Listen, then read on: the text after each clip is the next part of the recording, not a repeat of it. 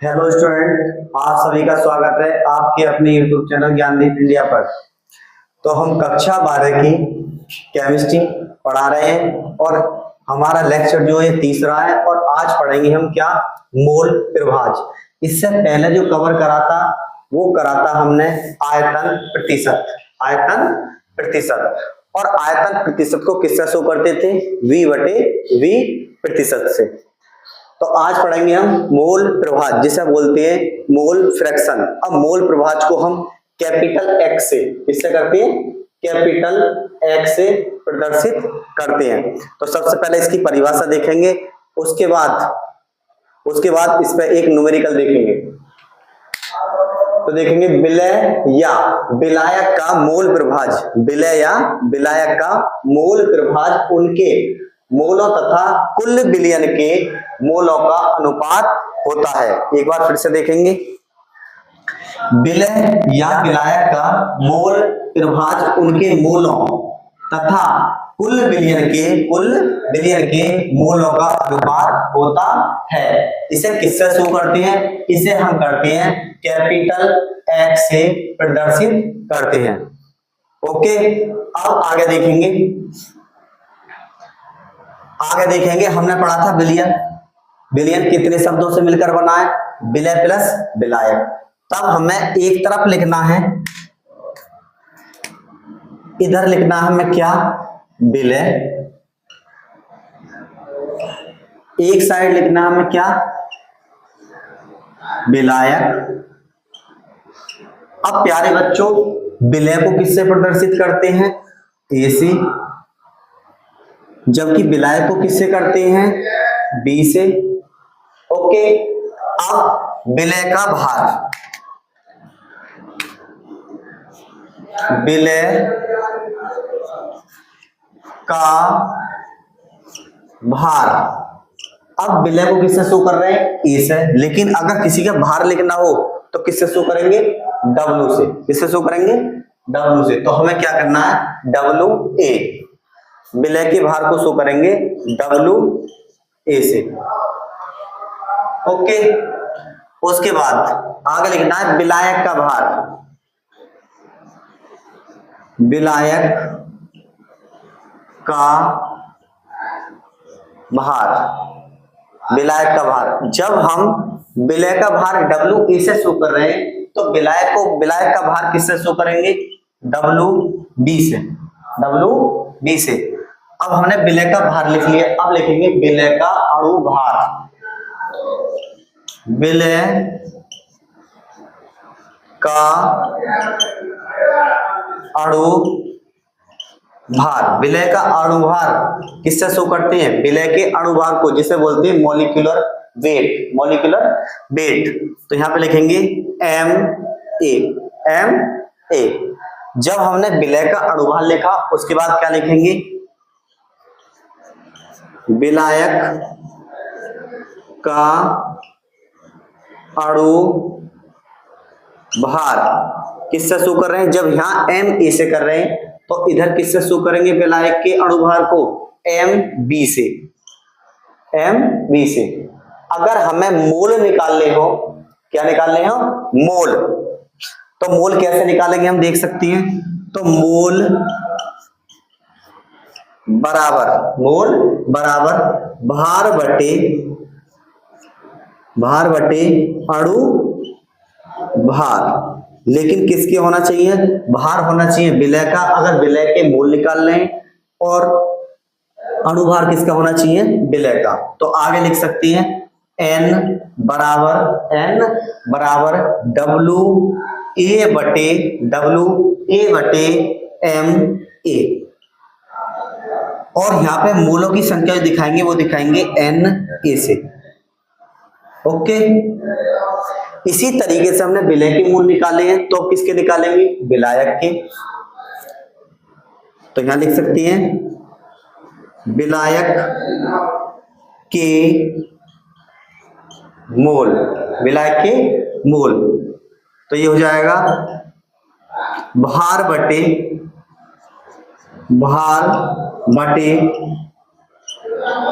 अणु भार। भार बटे अणुभार। जब हम विलय के मूलों को Na से शो कर रहे हैं तो विलायक के मूलों को Nb से शो करेंगे। किससे करेंगे प्यारे बच्चों? Nb से। तो यहाँ पे लिखेंगे WV बटे Mv। ओके, दोबारा एक बार फिर रिपीट करते हैं। अगर हम मूल प्रभाज ज्ञात करना है तो विलय लेंगे, एक तरफ क्या लेंगे? विलायक। फिर उसके बाद विलय का भार किससे शो करते हैं? WA से। और विलायक के भार को किससे शो करेंगे? WB से। विलय का अणुभार, अणुभार को इंग्लिश में बोलते हैं मॉलिक्यूलर वेट या द्रव्यमान, मास द्रव्यमान। विलय का अणुभार Ma, उसके बाद विलायक का अणुभार Mb। अगर हम किसके मूल निकाले हो? विलय के, तो लिख सकते हैं विलय के मूल बराबर भार बटे अणुभार। विलायक के मूल निकाले हो तो लिखेंगे किसके? विलय का भार बटे विलय का अणुभार। Na बराबर WA बटे Mb, Nb बराबर WB बटे Mb। आगे देख सकते हैं, आगे देखिए विलय का मूल प्रभाज, विलय का मूल प्रभाज लिख सकते हैं विलय का मूल प्रभाज। अब हम मूल प्रभाज को किससे शो कर रहे हैं? इस किससे शो कर रहे हैं? X से। अगर हम विलय के मूल प्रभाज ज्ञात करें तो हम इसे प्रदर्शित करेंगे किससे? XA से, XA से। तो लिख सकते हैं, यहां पे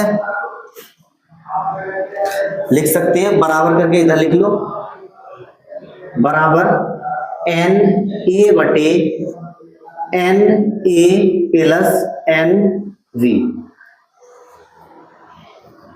ये किसके मूल प्रभाज निकल के आ गए?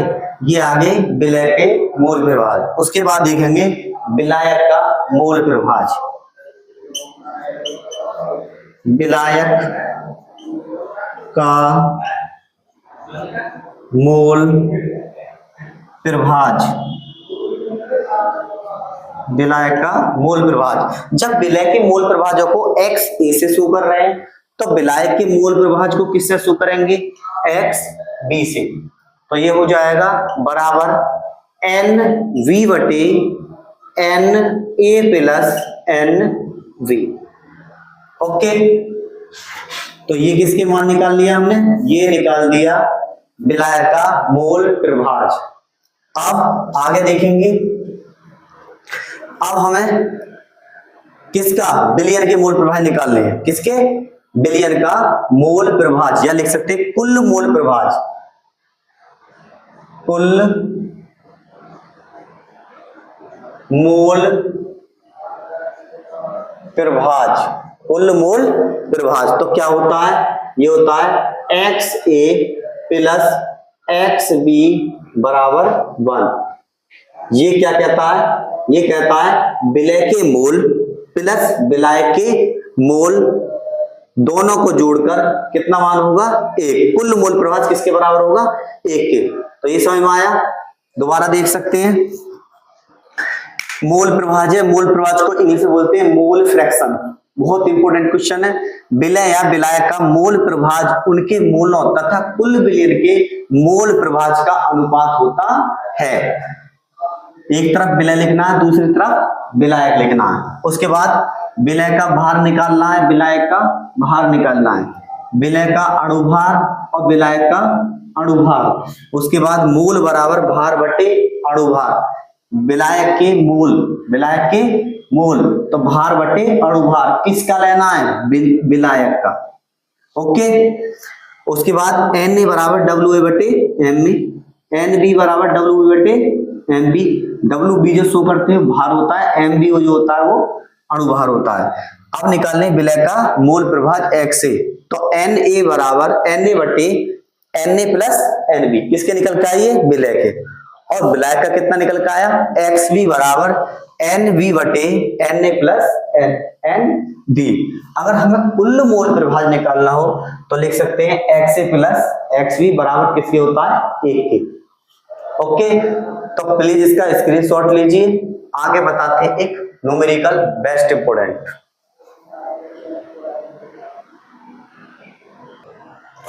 अब देखेंगे प्यारे बच्चों मूल प्रभाज पर एक न्यूमेरिकल। तो हमारा सवाल क्या कह रहा है, ये कह रहा है 40 ग्राम NaOH को 180 ग्राम जल में घोला गया है। किसमें घोला गया है? जल में घोला गया है। x तथा xb का मान ज्ञात करना है। किसका मान ज्ञात करना है हमें? x और xb का। सबसे पहले हमें सवाल में ये देखना है कि विलय कौन सा है और विलायक कौन सा है। तो जो ज्यादा मात्रा में होगा बिलियन में वो क्या होगा? वो होगा विलायक। जो कम मात्रा में होगा वो क्या होगा? विलय। तो हमें दिख रहा है 40 ग्राम NaOH को 180 ग्राम, तो ये तो 40 ग्राम है और ये कितना है? 180 ग्राम। तो ये हो गया विलय और ये हो गया विलायक। आगे देखेंगे, अब करेंगे इसे हल।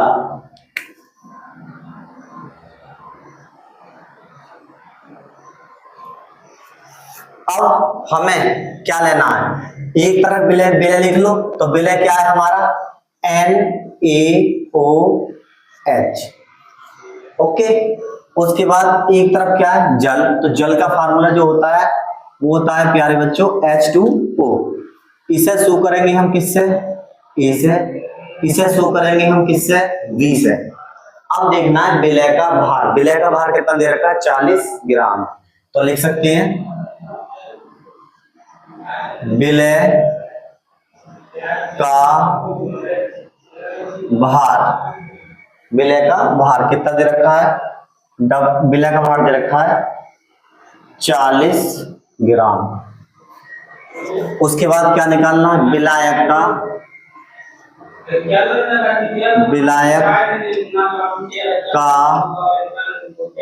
भार। विलायक का भार, तो विलायक का भार कितना दे रखा है? 180 ग्राम। उसके बाद हमें निकालना है विलय का अणुभार। विलय का अणुभार। अब विलय का अणुभार हमारे पास क्या क्या दे रखा है? एक तो दे रखा है NaOH, इसका मॉलिक्यूलर वेट निकालना है। देखो कैसे निकालेंगे। तो ये ले लिया हमने NaOH। अब सोडियम का परमाणु क्रमांक होता है प्यारे बच्चों 11। परमाणु भार कितना होगा? 23। उसके बाद ऑक्सीजन का परमाणु क्रमांक होता है 8।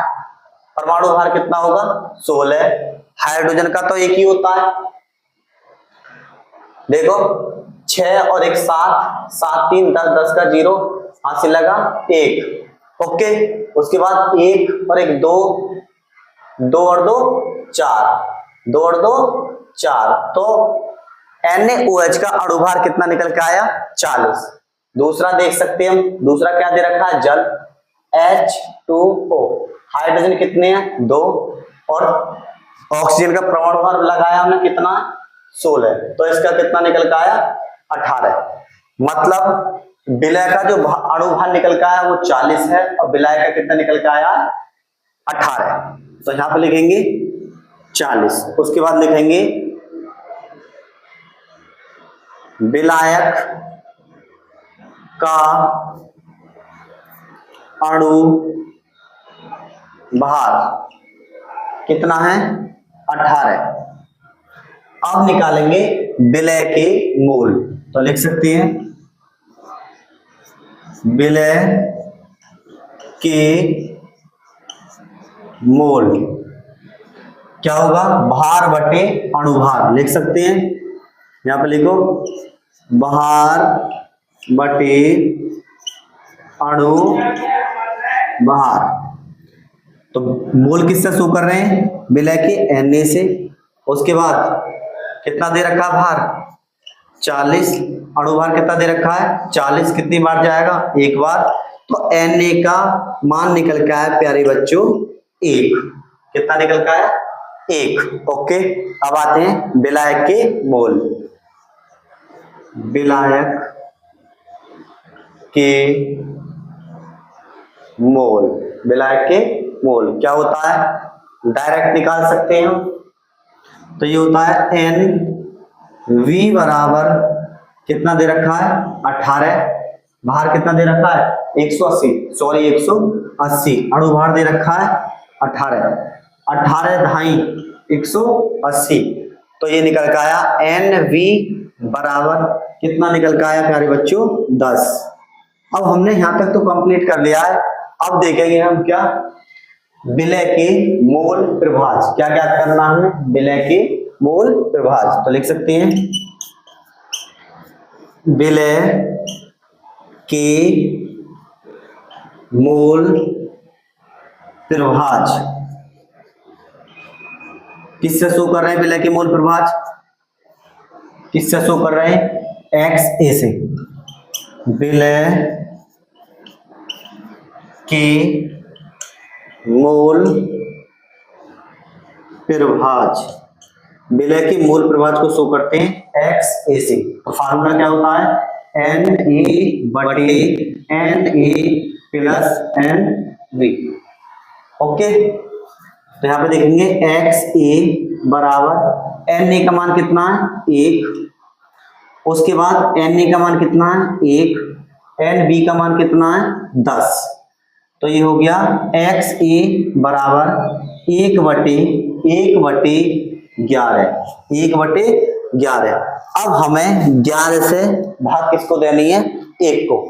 तो देखेंगे भाग दे सकते हैं यहाँ पे, क्या ले लिया 11, भाग किससे भाग देनी है 1 को। अब ये 11 है, ये 1 के भाग नहीं जा सकती, दशमलव लगा के हमने क्या बढ़ा लिया 0, नहीं जा सकती अब भी। उसके बाद दशमलव लग रहा है, 1 0 और बढ़ा लिया, 11 9 99। कितना बचा 1 बचा। उसके बाद क्या बढ़ा लिया हमने 0, फिर 0 बढ़ा लिया, 11 99। तो हमारा XA का जो मान निकल के आएगा, एम्प्लाई दैट XA बराबर 0.99। ओके, अब हम क्या निकालें, हमने फार्मूला लिखा था कुल मोल प्रभाज, जो लिखा था ये वाला कुल मोल प्रभाज, कुल मोल प्रभाज। तो ये था XA प्लस XB बराबर 1। अगर हमने XA का मान निकाल लिया, तो XA का मान यहां पे रखो, किसका मान निकल के आ जाएगा XB का। ओके, तो यहां पे देखेंगे अब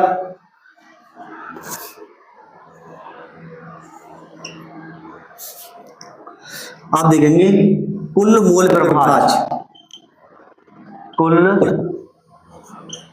मोल प्रभाज क्या होता है, XA प्लस XB बराबर 1। अब XA का मान कितना निकल के आया, 0.99। तो XA का मान रखो यहाँ पे, तो जाएगा 0.99 प्लस XB बराबर 1। ओके, XB को इधर लाओ, यही काम करो, 0.99 को उधर ले जाओ, इधर प्लस का, उधर जा किसका हो जाएगा माइनस का। तो ये जाएगा XB बराबर 1 माइनस के किसे घटाना है 0.99। अब हमें एक में से क्या घटाना है 0.99। तो देख सकते हैं यहां से एक में से घटाना है, क्या घटाना है, ये घटाना 0.99। तो कितने जीरो बढ़ा लें 2 0 माइनस, अब यहाँ पे तो 0 है, यहां से यहां दाही लेंगे कितने हो गए 10, यहां से यहां दाही लेंगे कितने हो गए 10, 10 में से 9 गए कितना बच्चा 1, यहाँ पे कितने रह गए 9 रह गए, 9 में से 9 गए 0। ओके, उसके बाद 1 में से 0 गया, वो सॉरी 0 में 0 गया, 0 ही बचेगा। कितने संख्या बाद है, एक संख्या बाद है, तो लगा दो मान कितना हो गया, एक्स वी बराबर 0.01। किसका मान निकल के आया हमारे पास, एक्स बी का, और एक्स सी का मान कितना है 0.99। ओके, तो समझ में आ गया। आगे देखेंगे तो प्लीज इसका स्क्रीनशॉट लीजिए।